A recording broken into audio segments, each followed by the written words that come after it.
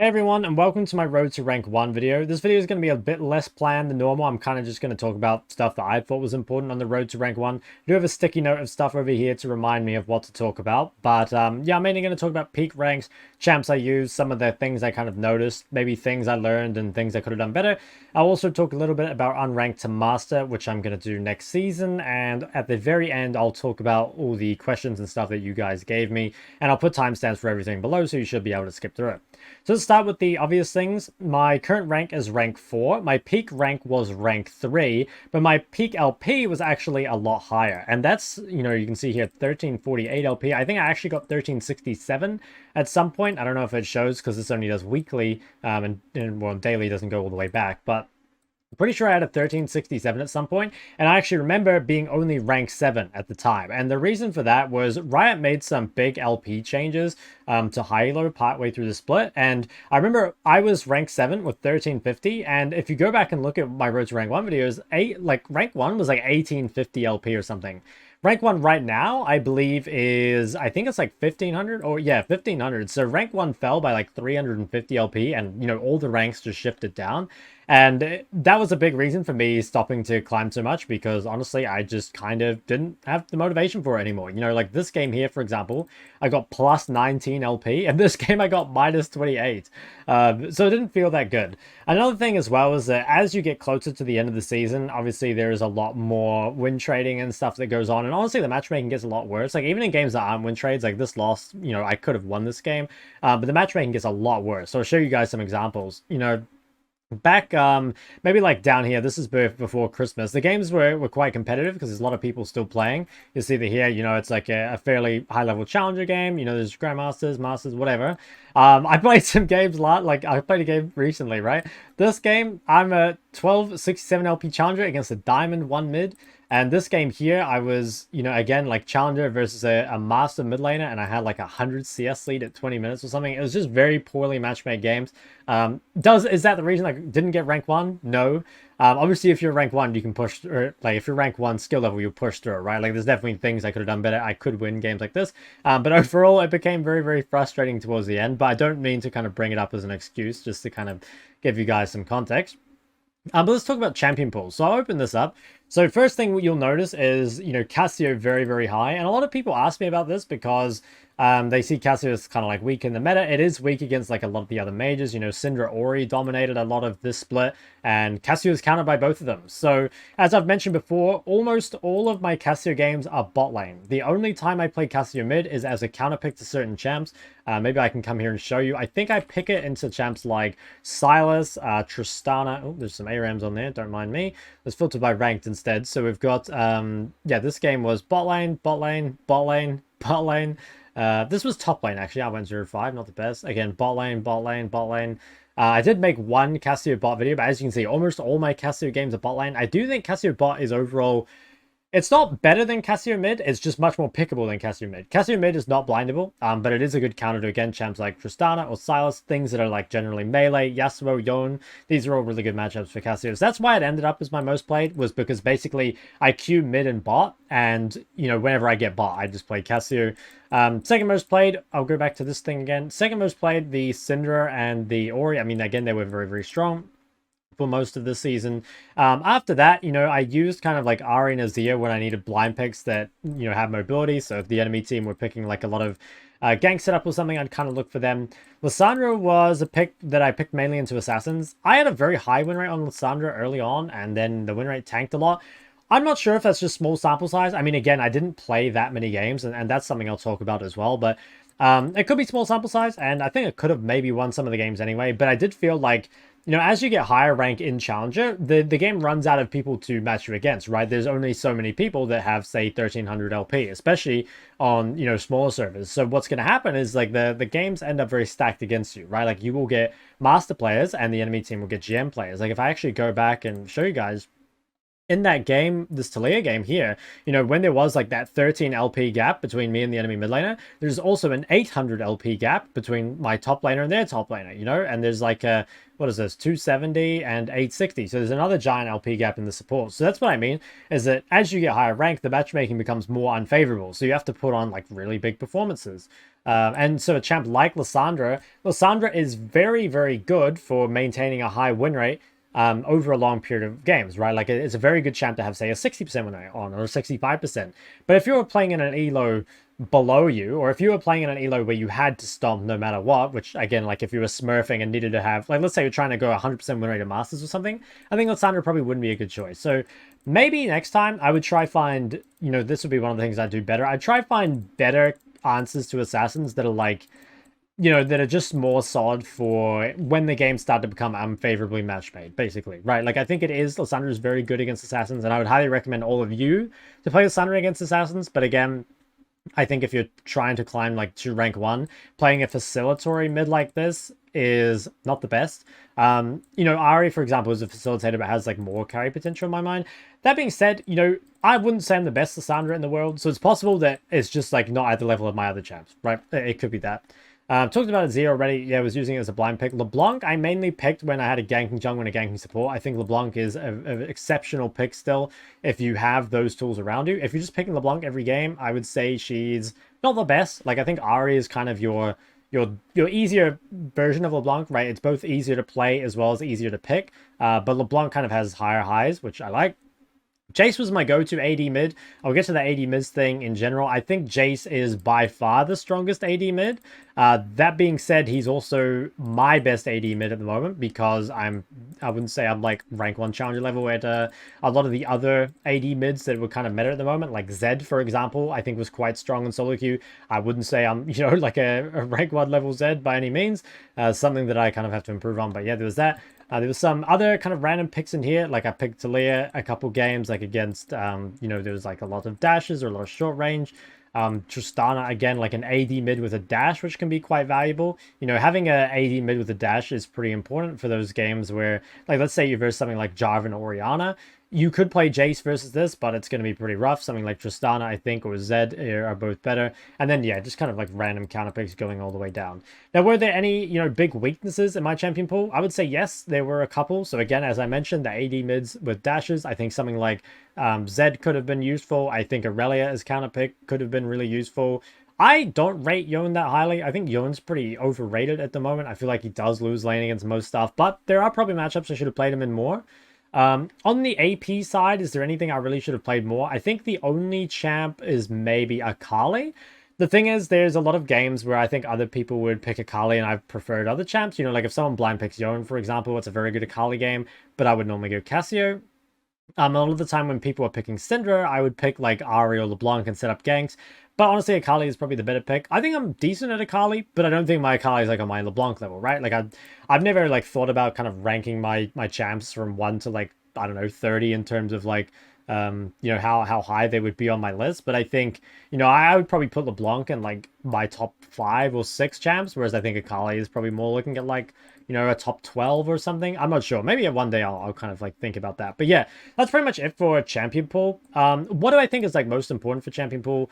Again, I don't think it's really changed. I made a champion pool video before. I really do think the most important thing is to have like a solid blind and then kind of figure everything else after that. Like have a solid blind, something with mobility or something that just does well in all the matchups, like Ari for mobility, Ori for the matchups, like those can be good. And then you can kind of figure it out from then. I am going to talk a little bit more later in the video about some of the nuances of champ select. But yeah, I think that's pretty much the champ pool thing out of the way. So let me check my little sticky note over here. Oh yeah, so next thing I wanted to talk about was kind of like, I have it written here, you know, what makes me get high rank consistently? I get asked that a lot, you know, like what allows me to have like a consistent win rate over, you know, pretty long percentage of games. In fact, I think if you actually look at the leaderboard, I have the highest win rate of all the top players here. Yeah, like 64. I guess actually, yeah, there's a couple others, like 66 here is pretty good. But anyway, like my win rate is pretty high and I'm very happy with it. And obviously I got challenger with 75%. So basically like how is that? I think something that I really noticed on the road to rank 1 is how different games test different skills, right? Like there's a lot of different games in League of Legends and they'll test different things. So like, for example, most games will test like your laning phase, they'll test your farming, they'll test your team fighting, because those are in every game, right? And so being good at these skills goes a really long way because they apply to every game. That being said, there are some games where your laning phase is not tested because your only job is to survive. I remember there was a Syndra game, I think it was this one. Yeah, this game here, you guys would have seen this video on YouTube. I'm playing Syndra against Pantheon, Lissandra, Nautilus, and Kindred, right? And I have a Diana, so I'm not getting help, basically. So what this game came about is, rather than it being my laning skill against Lissandra, I never had the opportunity to actually punish the lane. And what this game tested instead was my ability to play around like enemy jungle support and top lane windows, right? And to play around like having flash and stuff like that. So basically, the way to improve at League is to first improve its skills that apply in every game or more games, like a greater percentage of games. And so most of the mid lane fundamentals that I've made videos on, stuff like cooldowns, laning phase, farming, team fighting, priority usage and stuff, they apply in like, majority of games. But if you have a weakness in a certain area, you're going to really feel that, right? Like in those games that test that skill, you're probably going to lose those games, right? Like let's say you're really good at laning, but you're very bad at getting ganked, or, you like always die to ganks or something. You will probably find that when you don't play against a ganking jungler, like you feel like the best fucking player in the world because you just destroy your opponent, right? But then the moment the enemy team has a ganking jungler, you just lose. And you're just thinking like, oh, jungle gap and all that. And, it could be. But more than likely, even if it is jungle gap, it like reveals something about your skill. And I think that it can be, you don't want to read into losses like too much, because sometimes you can just get like random streaks and whatever, right? But I think it still can be a clue to kind of tell you like, okay, there might be something wrong with my gameplay here. And something that needs to be fixed. Maybe it's like a consistent pattern that, oh, whenever this happens, whenever this skill is tested, I have a really rough time. And if you can bring up your weaker skills, it's generally easier and quicker than improving on strengths that you're already good at. So that would be my kind of overall advice for win rate. I do think having a good blind actually does go a really long way to win rate, because a lot of the time when I'm like reviewing people, I do notice that they're in like very unplayable games sometimes for their champs, and because it's like lower reloads, generally there is stuff they can do, but sometimes they start off at a really rough spot because they're playing a very tough game. And again, I think it's like more punishing at Challenger because the people you're playing against are just going to have like less windows to punish in general, but it's still a thing in lower reloads. So I'd really recommend, again, like I guess for win rate overall, just being like very well rounded goes a long way, and also having a good blind pick, I think, goes a very long way. Oh yeah, next thing, so I want to talk about champ select a bit. So I think champ select and challenger is actually pretty important, but maybe not in the way you think. So again, as I mentioned before, the games become like very unfavorable, right? Like the games get match made against you a lot of the time. Just because that's what being high LP is about, and it should be that way, right? Like it should be difficult to get rank 1. It shouldn't be you just beat your opponent every game so you win. It should be you have to actually like carry these games. You can't just go even. And so one thing I found is that when I was counterpicking mid, I almost always won the game. And something I even joked about a little bit, but I actually think is maybe not so much a joke, is that I think if you wanted the highest win rate, especially in Challenger, you would dodge every game you're blind picking, which is kind of crazy because that kind of says that like the best way to climb is probably to play like one game a day and just dodge if you're blinding, which is, I think, a pretty shit way to play. It definitely doesn't feel very good, right? Like playing only one game a day is kind of boring, and queuing up 30 minutes and then having your game, you dodge at the last second, and that just doesn't feel very good. So that is like a possibility. I did have thoughts though around maybe how to fix this. So I'll give you an example of a game, right? Like a game like this, right? I played Ori. The enemy team picked like Karthus Zed, which means that there's not like a whole lot I can do. This Zed, I think, had like D shield second wind. So it means like, can I punish in lane? Like, yeah, I can punish a little. But am I going to like really, is it anything to write home about? Not really. I think I had like a 10 CS lead in lane. But ultimately, like I was pretty useless this game. I didn't really do anything. And I know that if I'd picked after Zed, that I probably could have had a lot more impact. So that's like a game where I would really want to be counterpicking. And obviously, like every champ select, I would always try and swap. Like I'd try and swap with my AD, try and swap with my support. I would always try to be getting counterpick. But that maybe suggests that like my blind picking method became bad as I got higher reload. You know what I mean? So like again, I think my blind picks of like a safe, consistent blind pick was very effective up until pretty high challenger when I needed to start winning the games harder.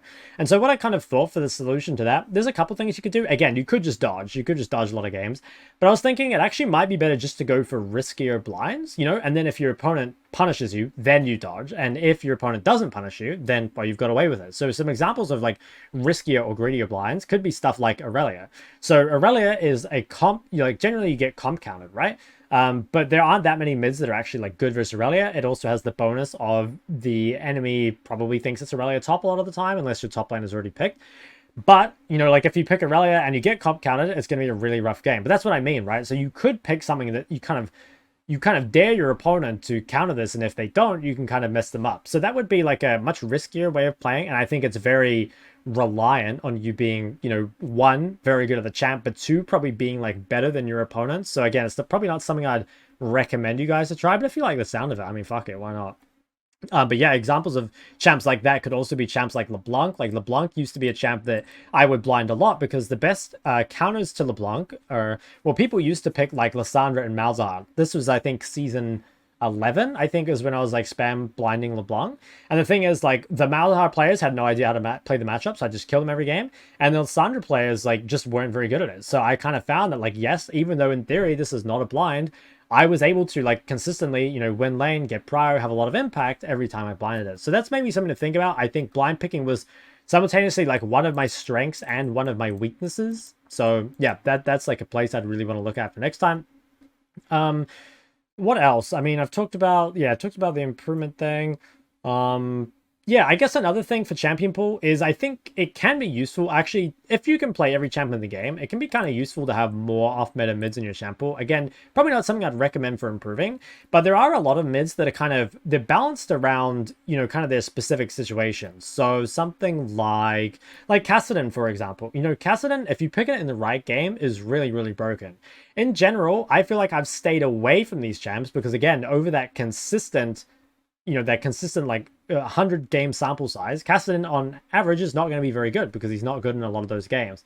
But it can be really useful if you're already really good at all the meta champs to incorporate champs that are kind of like, well, I might only play this game, or I might only play this champ once in every 50 games, but it's just going to be a free win every time I get it. I think that can be really valuable. So examples again of champs like that, I think Aurelia can be very good. Kassadin is very, very good. I think Anivia, Vlad, like these champs have some very insane games where they can be picked in. Again, on average, like they might not be as good, but they have some like really damn good games. I think Swain actually was a good example of that. I don't know where that Swain game was. Oh, it's actually not in my match history.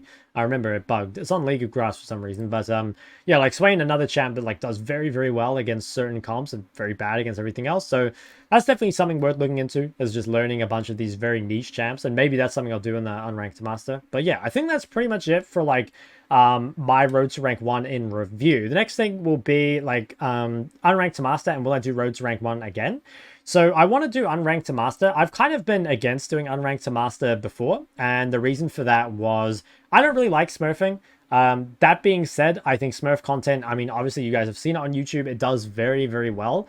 And I still think there are ways to make it educational and entertaining, right? Like I think the way I would probably do it is I would probably, I'm not sure if I'd like random my champ. I've thought about that, just like randoming my champ, but I'd probably go into each game and try like a focus on teaching a fundamental. So for example, I'd play a game and just like talk all about like wave control, I'd play a game and talk all about farming, just really try and go in depth into one fundamental each time, as opposed to it just being a like Shok Smurfs from Unranked to Master. I'm not sure though, like at the same time, maybe people do just want to watch me like absolutely blow up games. At the same time, I feel like some of those things won't be that replicable. I'm not sure. That's something I have to think about. And again, like I'm kind of opposed to Smurf content in general, but I do recognize like some people will like it. It'll probably be useful for a bunch of people, and it is probably like for channel growth. It's like really, really good. Will I do road to rank 1 again?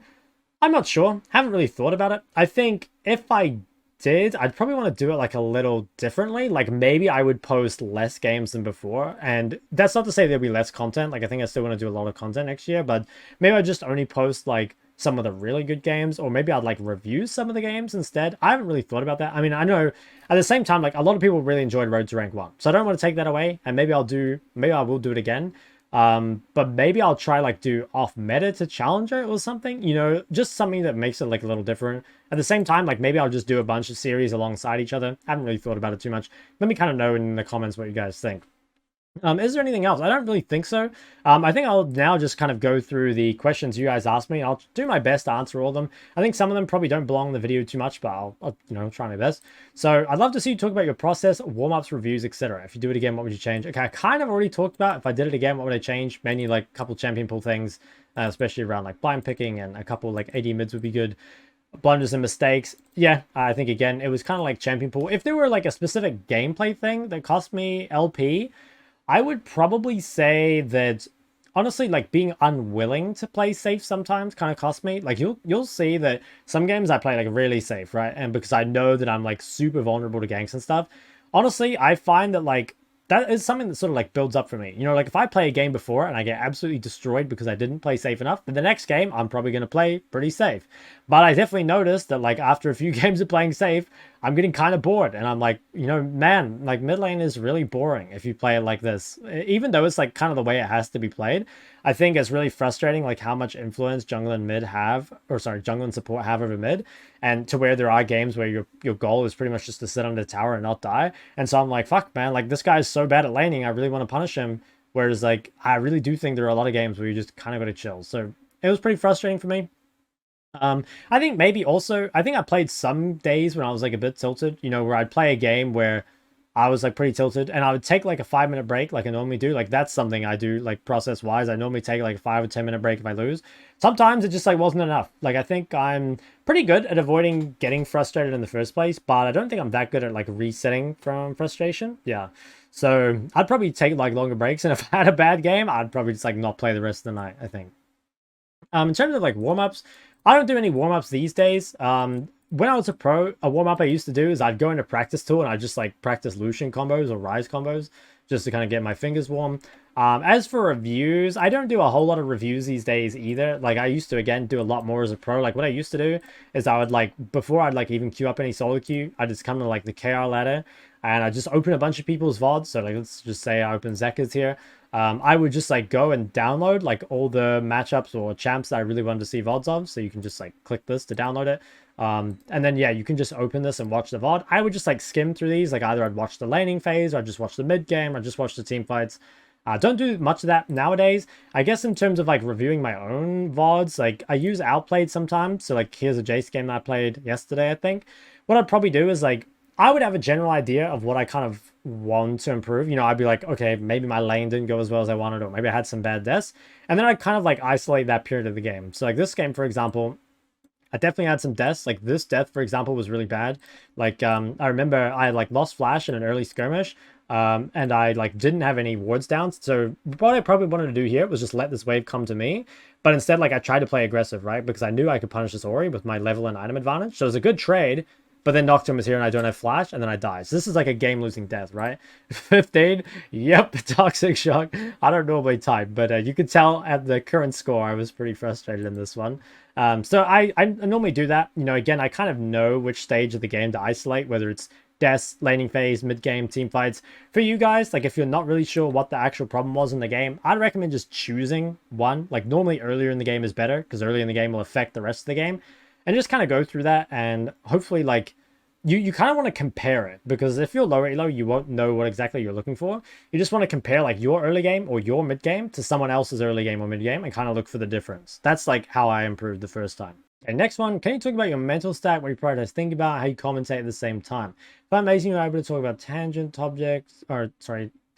topics in depth while still playing every phase of the game at a high level throughout the series.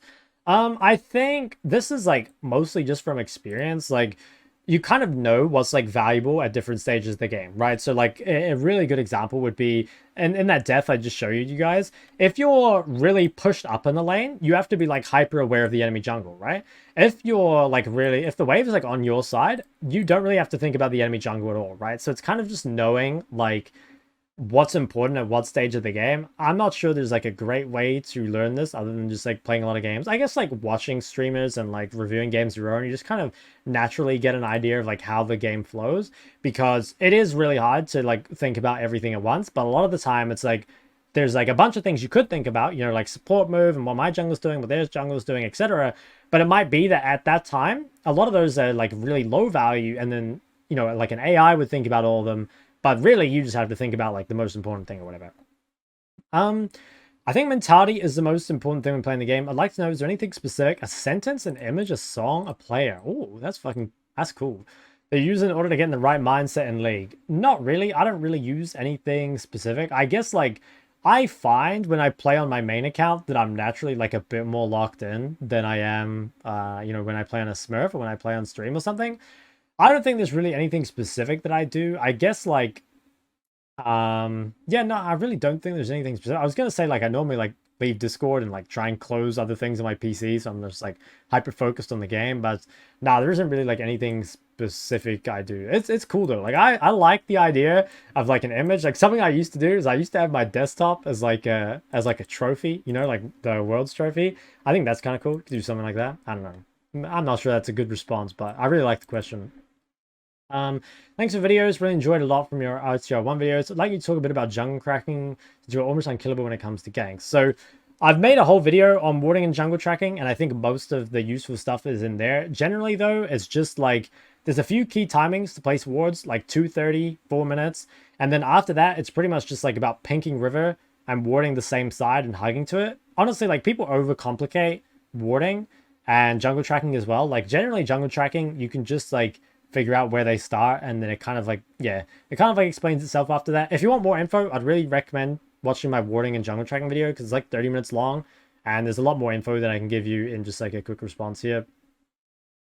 Love to see more games more often. Okay, yeah, fuck yeah, more content, and everything helps you get a better understanding of the game. How do you deal with the amount of games you play on a daily basis? Do I play on Smurfs a lot or just play very few games a day? I mean, yeah, now I don't play very much. Like, I definitely play a lot less than I used to. I do play like Smurfs on stream normally, and by Smurfs I mean like, you know, GM accounts. I don't really like play outside of like Mastery though.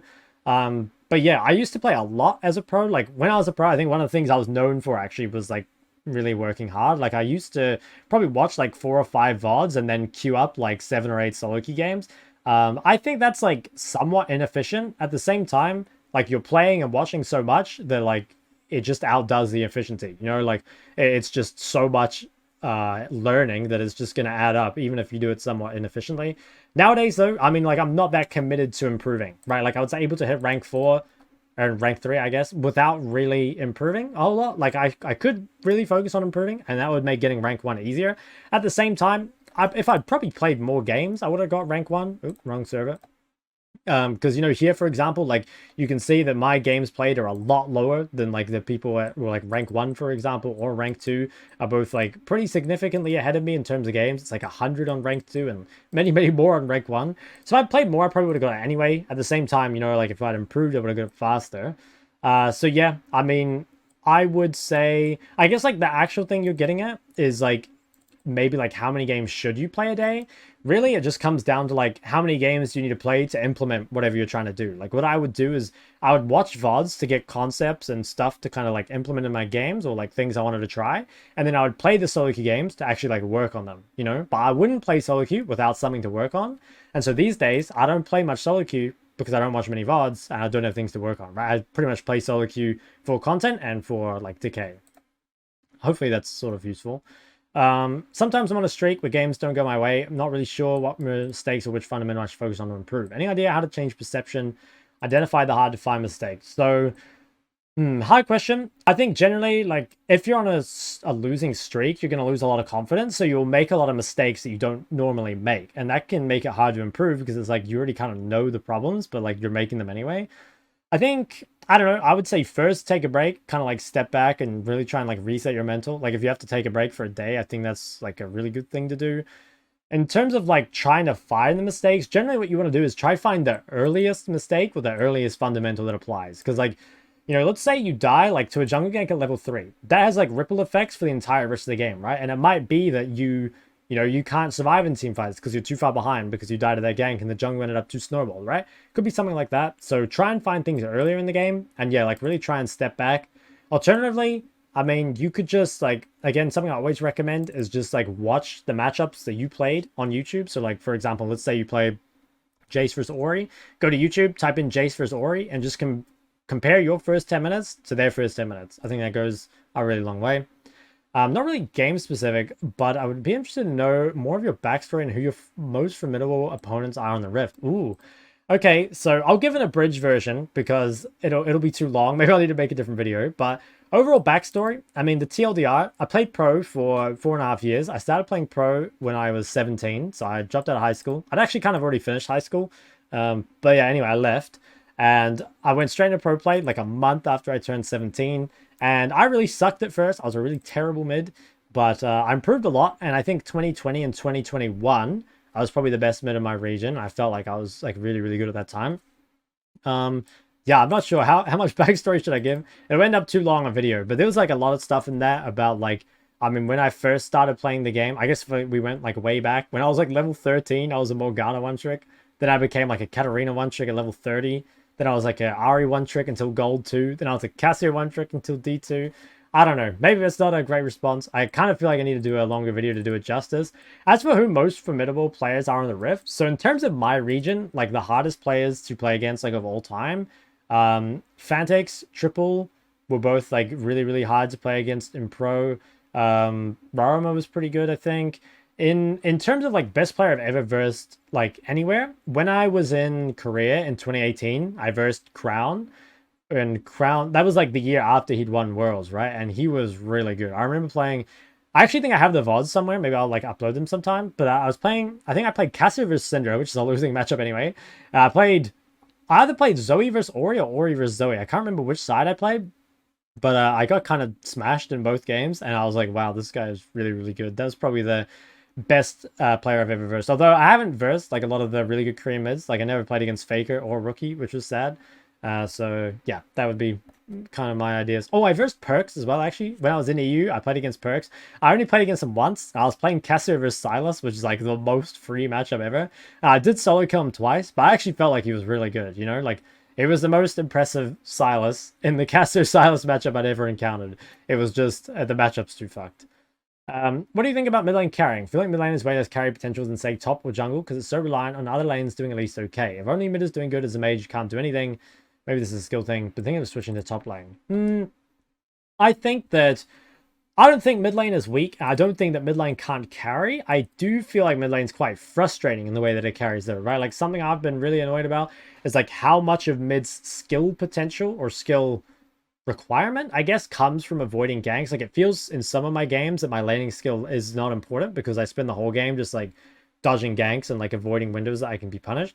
Way less carry potential. I'm not really sure this is true either. I think that like mages have some very hard spikes. Like I think 1 item mages are very strong. I think 3 item mages are very strong, and 4 item mages are very strong. There's kind of like a trough in the mid game where like the second item spike is generally pretty weak, and if you aren't ahead at that point, it's kind of like Caitlyn back in the day. Like Caitlyn was a really strong laner, then she'd really fall off mid game and she'd come back hard in the late game. I feel like mages as a whole, like due to the builds, are kind of like that at the moment, where yeah, they're like really strong in lane, spike really hard on 1 item, then they dip for a while, especially as people get MR, and you kind of come back around 3 or 4 items.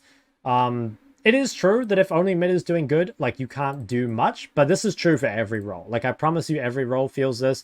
Every role is interlinked, right? Like as an AD carry, if you're support and mid are losing, you're going to get ganked 20 times. As a support, if your ADC sucks, like you can roam to other lanes, but if your top and mid are losing too, it's going to be really hard. So I think this is kind of like a League of Legends thing, to be honest. Yeah, the roles are just very, very interconnected, very reliant on one another. So I don't think that's something that'll change with roles. But hey, I mean, if you don't enjoy it, like, try it. Like some VOD reviews advices, and not only to tell us how to notice where you're lacking, also the process I need to take to improve in aspects that I'm lacking. How do I track improvement, see progress, and move on to improve a different aspect of your gameplay when you practice a certain aspect enough? Okay, interesting question.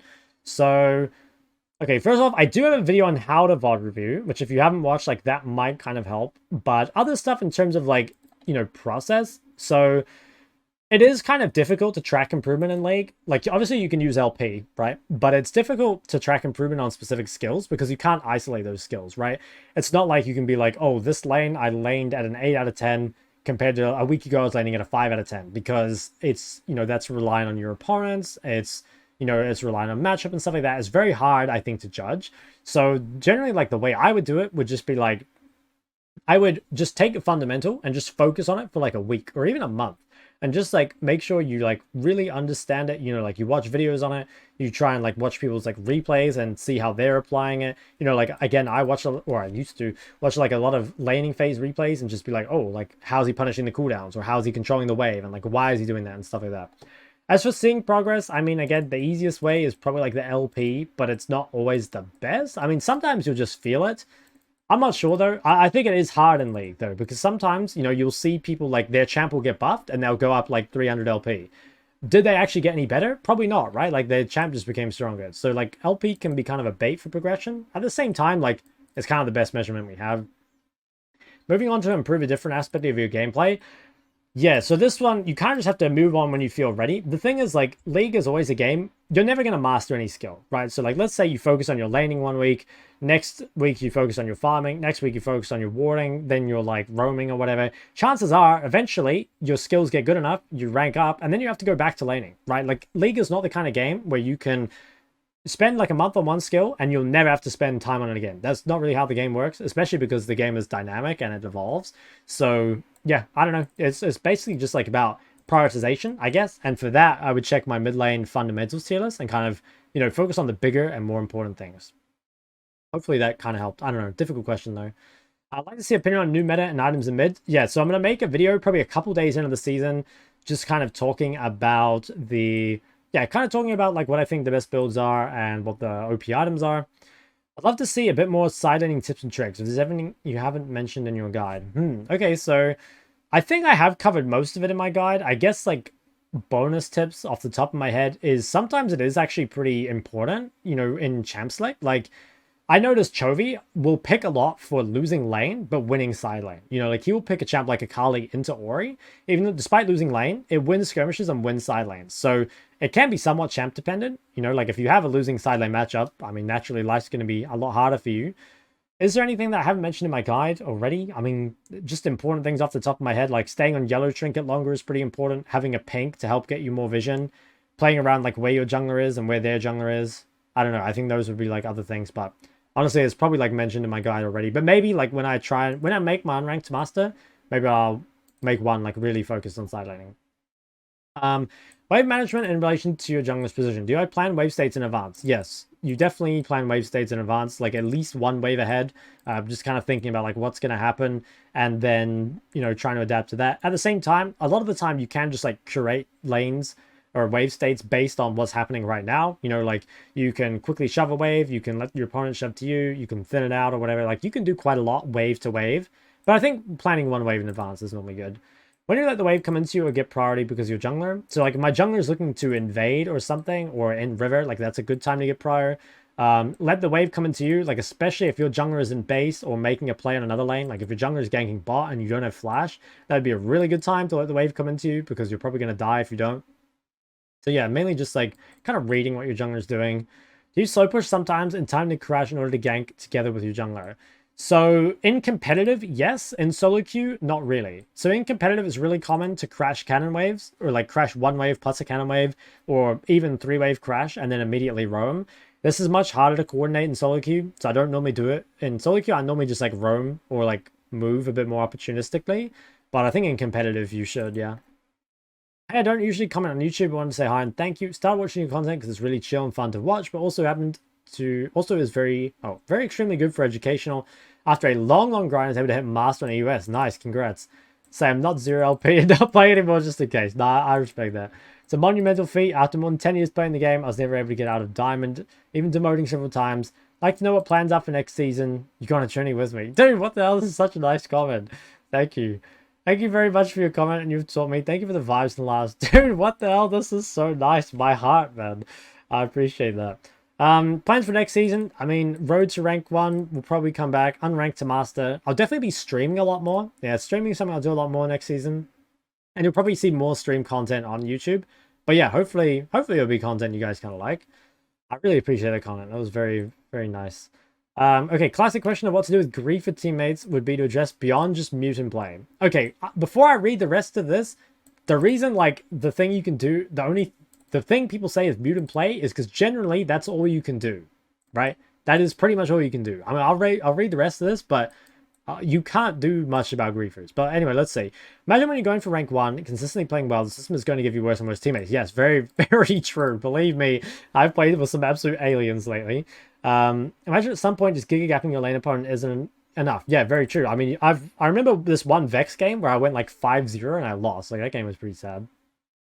Always told don't room to losing lanes, don't coin flip drakes, often feels like a lose-lose. At the same time, it's obviously not going to be a rare occasion people are coming really well. Yeah, so I don't know. Like all the things you're saying, I feel like are true. You know, like I agree with all this, but that's what happens, right? You do just lose some games. That being said, I think it's really important, even in games like that, to try not use it as an excuse. Like even if you can't win the game, you still want to take all the learning out of it. You really don't want to just like write the game off and just like never look at it again, because then it's like it's a waste of game in terms of LP and in terms of learning. I feel like it needs addressing more in depth than just get good. Yeah, I'm not really sure how to respond, to be honest. Like, there's not really something specific you do. Like, I guess, okay, actually, I think this is a good response. Like, I think really important for carrying games, whether or not people are griefing or whether or not your teammates are good or not, is just, like, knowing how you carry a game, right? And it'll be different depending on what champ you are. So, like, a champ, like, let's say Azir is an example. Like, Azir really needs to just, like put his head in the sand, and just, like, bury his head in the sand, I guess. Well, I didn't even say the right thing. Anyway, he meant to just like isolate a 1v1, don't skirmish, farm like 2 items, side lane a lot. You need to be very selfish, not take bad roams, don't fight dragons if you can't win them, right? It's like you need to know how to carry a game selfishly. You need to not be dragged and like pulled around by your team. That's super important. And every champ has like different ways to do that. So Akali could be another one where like Akali, you need to, okay, like pre-6, you basically just focus on your lane. Post-6, though, you want to get involved in as many skirmishes as possible. You want to be very adamant about not fighting when you don't have ult. So I guess it's like what you're more asking is rather than people like hard griefing, you're asking like, what do you do if your teammates are like weaker than you, like not as good players as you? And the way to do this is just by having a really consistent game plan and knowing like what you need to do to carry and be willing to like do that at the expense of your teammates. That's pretty important for solo queue. I think some people just play more games and even out. In practice, that doesn't work. Yeah, I mean, I agree. I don't think spamming games is ever like... It's never like the solution. It might like band-aid fix it, but it's not the solution. +2 for a win and -35 for a loss. What? I don't think that's possible. I swear that's not possible, but whatever. Get 1 troll every 17 games. I win 16 out of 7. I'm still going to derank. Dude, I swear, this is not possible. Can you send me a screenshot of this? I don't think that's possible.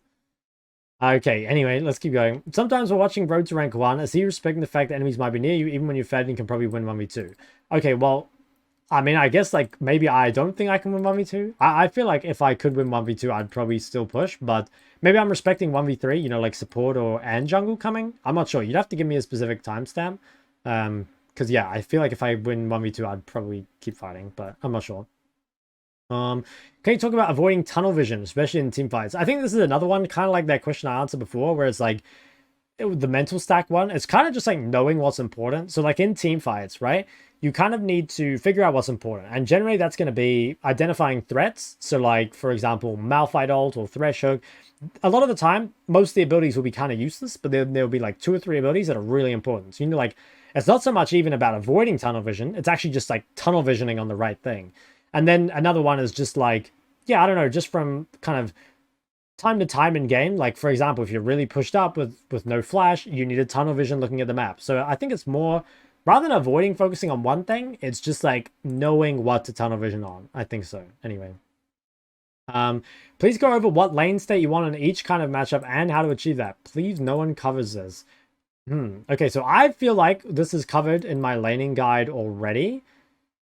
Do you mean like you want me to do like matchup specific guides? I'm not really sure, because like what lane state you want on each kind of matchup and how to achieve that, I could spend like literally like an hour on every matchup probably, you know? Or maybe not that long. Maybe like 30 minutes on every matchup. So yeah, I don't know. I feel bad because you're saying please no one covers this, but I'm not too sure what you want covered. So like in my laning guide, right, I talk about like what you want in like a melee versus range lane, right? Like in a melee versus range lane, you want the wave on your side. In a range versus range lane, you want to like push and harass on a tower, and then you want the wave to bounce back to you. So I think in like general terms, this has already been covered in my wave control guides and my laning guide. If you mean specifically matchups, I mean, maybe I can make videos on it, but yeah, I guess just like let me know. I'm not totally sure what you're asking here. Could you cover which champ should be focusing on future series? Please at least a few games of Aurelia. I really do want to learn Aurelia. I think it's a very fun champ, a champ I've always wanted to be good at. I'm not really sure what champs I want to focus on. I mean, I guess I'll just depend on the meta, and like I'll try to do some champs that I haven't done already. But yeah, not too sure. I guess like Akali, Aurelia, Zed are kind of like things on the top of my mind right now, but I haven't thought about it too much. Struggle with knowing what champ to pick out of pool for different matchups and comps. Guess your decision process in champ select. Okay, so I talked about this a lot at the start of the video, and also I have a champ select guide. I can't remember what it's called. I think if you go on my YouTube, it's like stop losing games in champ select, something like that. That'll give you like really good info on that. Okay, next one. Talking about things that separate rank 1 and solo queue from pro play. What's something you might do to achieve rank 1 that you absolutely wouldn't do in pro play? Well, the biggest difference, I would say, from like rank 1 players and solo queue and pro play is obviously champ pool, right? Like you can be a one trick at rank 1 and solo queue, which you definitely can't in pro play. I think also rank 1 players tend to be a lot less well-rounded than pro players. Like what'll often happen is like someone will find like a really good way to win games, right? Like let's say that they're really good at laning and then they can just snowball that into a win or something, right? That might not be possible in pro play because, well, one, people are going to lane better and so you can get less of an advantage, and also because you get less of an advantage, you're tested harder on other skills like team fighting and stuff, for example. So yeah, I'd say it's generally just like champion pool and how well-rounded someone is. Well, something you might do to achieve rank 1 that you absolutely wouldn't do in pro play? Nothing I can really think of off the top of my head. I guess it's, yeah, spamming like literally one champ. Like I remember there was one patch, I think it was in Season 8 or Season 9, where Cassio with Comet was really broken. That was the time where, like, I could have just queued up, you know, like, a bunch of just only Comet Q-Max Cassio, and definitely got rank 1. That's obviously something you wouldn't do in pro play, because it would just get banned. So, maybe it's not the best answer, but it's kind of what I think. I'd love to know more about item picking process. Make it seem so effortless. Yeah, so items are about to change. I'll talk about this. Yeah, I'll try and like do AP and AD itemization guides, I think. Normally I do talk about them a lot in like the champion guides, but I'll try and make a more general one for Season 14. How much game day per week would you recommend to climb ladder? It's, I would just recommend playing enough games that you have time to like implement whatever you're watching. You know, like let's say you watch my videos or whatever, right? And that's where you're learning from. Then you probably want to be able to play like, I don't know, a few games here and there to be able to implement it. Like I'd say probably like 3 games a day is like a solid one. I wouldn't recommend playing more than like 8 games a day. I think you're definitely like, you know, you're definitely like not using all those games effectively. Yeah, somewhere in like the 3 to 8 range. Even if you can only play 1, like it's better than nothing. How do you expect a matchup? I guess like how do you know a matchup without having learned it, and how do you track enemy jungle? Well, again, kind of from experience, you know, like there's not many champs in this game that I haven't played. Like let's just take like a random matchup like that I don't play. Or that I haven't played before. Like if we take a champ, like let me look at my match history. If I took like Jace and let's just say I meshed against like Ziggs or something, right? Even though I don't really play a whole lot of Ziggs, I have played Ziggs before, and obviously like I've played Jace, right? So I could probably figure that matchup out from either side. Just been thinking like, okay, well Ziggs generally wants these things, like or what's his name? Jace wants these things. Another thing I would do is I'd quickly like look up the champ. Like what I'd do is like come to Google, type like Ziggs lol, and I just like come here and, you know, like I forget which one it is, I think it's this one, just come and like look at his cooldowns, just get a general idea. So basically what I'm doing is I'm just applying my knowledge of like the champ as well as just like laning fundamentals, and that gives me like a starting point. But pretty much after every matchup, after I play it, if I've never played it before, I just come watch it on YouTube. So it's like kind of rare. I guess if you're in lower elo and obviously you've played less champs and you've played against less champs, the best thing you can do is just like stick to laning fundamentals, you know, like wave control and cooldown punishment and stuff like that. And like, yeah, you might not play the matchup optimally, but if you're playing your lane itself better than your opponent, it'll probably work out. How do you track enemy jungle? Have a whole video on it, on the, yeah, warding and tracking. It's in the mid lane fundamentals playlist, so I would go look at that.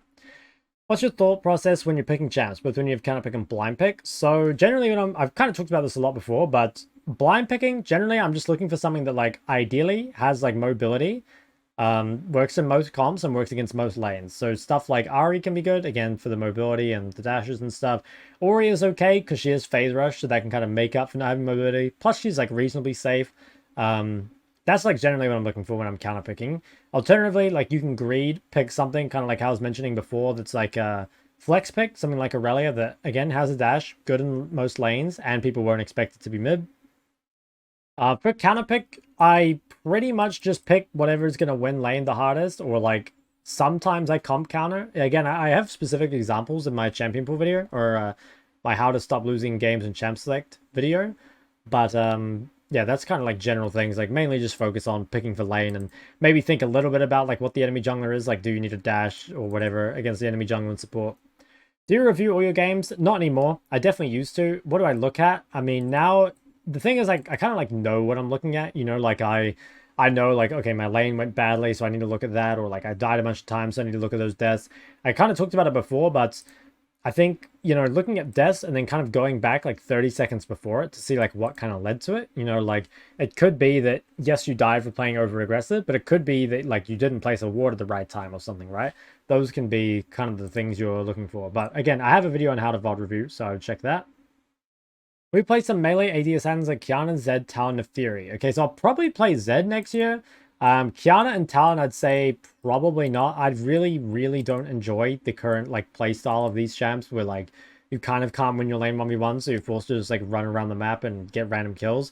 Nephiri is a possibility as well. I do actually quite like Nephiri, but yeah, I really don't like the play style of champs like Kiana, Talon, Katarina, where it's just like you kind of spam run around the map. It's not something I particularly enjoy. But yeah, champs like Zed and Nephiri, I think are definitely champs I'll try and play more of. Pretty cover when to stop for the day and not lose progress. I mean, I would say I'm not very good at this either, but I would say if you're on like a 3-loss streak, you should definitely be done for the day, pretty much. If you're on like a 2-loss streak, you kind of got to evaluate your mood. But yeah, I guess like you always got to realize like solo queue is a marathon. I know it's like really hard to remember. Like, believe me, there's nothing I want to do more than queue up again after I lose a frustrating game. But you've really got to like take it slow. It's much better. And like if the day's going bad, just play a different day. Can't have a champ pool without a fish. This is very haram. Okay, I dropped from Master 500p to 150. Played 10 times worse, can't get back to your old self. Every game I feel like playing autoplay and can't turn it off. Yeah, I think that's like pretty common. You know, like if you have like a loss of confidence and it feels like you're always trying to look for the next thing to like win you the games, you like don't really know how to win anymore. Really, the best thing you can do is take a break and yeah, just like try and regain some confidence. And also you'll probably find that like I know, at least for me, when I lose a bunch of LP or I go on a loss streak, I'm like, well, okay, I really need to do this like specific thing to win. I'm like, okay, my bot lane always loses, so I just need to push mid and always help bot. But I think these kind of like the game doesn't really work like that. Like every game is different, so you have to be able to you just like play the game normally. And I think that's the hardest thing to do when you start losing is you start looking for specific like things to do as opposed to just playing the game properly. So yeah, take a break. Hopefully you can like reset yourself and get some confidence back and try and just like zoom out of it and try also like abandon maybe some of the perceptions you have about the game right now, because I think they can be quite harmful, especially when you're on a loss streak. Chat pool thoughts about climbing. Okay, yeah, mostly covered this. LP gains and losses. Okay, so the LP gains and losses in this game are really awful right now. Like Challenger has a problem and Emerald has a problem where you just gain far less than you lose. Like I can't remember if I said it already, but for this game here I got I got plus 19 and minus 28 for this, so that doesn't feel too good. As for streaks, I mean, it just kind of like happens randomly, right? Like I don't actually think you should read too much into win or loss streaks. It just kind of happens. And the LP gains or losses, I mean, it's hard, right? Like it feels really bad when it happens. At the end of the day, whether you're Emerald or Challenger though, like the only thing you can do is improve. So you kind of got to like let go the LP obsession. But I agree, it's like really hard. I find it's better, like I find it way easier to kind of deal with it if I have something to take away from it. You know, like if I lose a game and I don't review it at all, I actually feel worse about it than if I like review the game and then I figure like, oh, there's actually something I could have done better and maybe we could have won, because that makes me feel like the game was more in my control. So I really think like when you are losing and, you know, on a loss streak, or if you are getting like really bad LP gains and losses, still just like try to keep it really improvement focused. But yeah, I think it's still really hard. Might be something to review, but when to run Elec or First Striker on Assassins. Normally it's like dependent on your lane. Like if Electrocute allows you to pressure the lane, you know, like on Zed, for example, if Electrocute's the difference between winning that lane or not, then like you can go Electrocute. It's definitely a lot stronger early. First Strike is good in, you know, matchups that you're going to be neutralized in, like against a Lissandra or something, or just like you can't really kill. And then other runes is like, I don't know, they're a bit champ dependent. Like Fleet on like Akali, for example, can be good for skill shots. Kong can be good for like, you know, extended fights versus melees. I think Dark Harvest is kind of a trash rune overall. I don't know, you're probably better off looking at champ specific guides for this, because I do think it's kind of champ specific. Want to know you're taking champs that are rewarding to play a lot? I'll make an OTP tier list. I know a lot of people have asked me for that. Off the top of my head, though, I think some of the most rewarding mids in the game, like in terms of like games invested into them, I think like at the moment, what would I say? I mean, at the moment, like Syndra is pretty good. Akali, Silas. Yeah, honestly, it's kind of just like things that are strong in the meta. But yeah, I'll make an OTP tier list because like some of the champs that aren't strong in the meta are quite rewarding normally. Like I think Zoe, for example, Zoe's like not that strong right now, but Zoe is like almost always strong in solo queue. She's just like not that strong right now. But yeah, normally she's broken. But I'll try and make a tier list for it. Trading patterns. What to think about during lull states? How many iced coffees to drink before queuing up? Okay, trading patterns. I mean, this is like so general. I'm not really sure how to answer it. I think trading is mainly just based around like, you know, level spikes, who has more creeps, who's on cooldown, stuff like that. Mainly just stuff I've kind of covered in my laning guide, cooldowns guide, wave control guide, you know, etc. What I think about during the lull states? To be honest, there's like almost always something to do in League. But generally, like, you're prioritizing where next you can get the most gold, like where you can get farm. You know, like I'm always thinking about like, okay, what wave am I going to next? Or like, can I farm a camp or something? Yeah, just think about like how you can get gold normally. How many iced coffees to drink before queuing up? Sad fun fact is that I haven't drank any iced coffees recently. I think it's been affecting my sleep. I said before on stream that I think it doesn't affect me at all, but I stopped drinking it for a while and I feel like I sleep a lot better. So maybe iced coffee is not the play anymore. I don't know. I miss it though. I'm fucking addicted. I love iced coffee.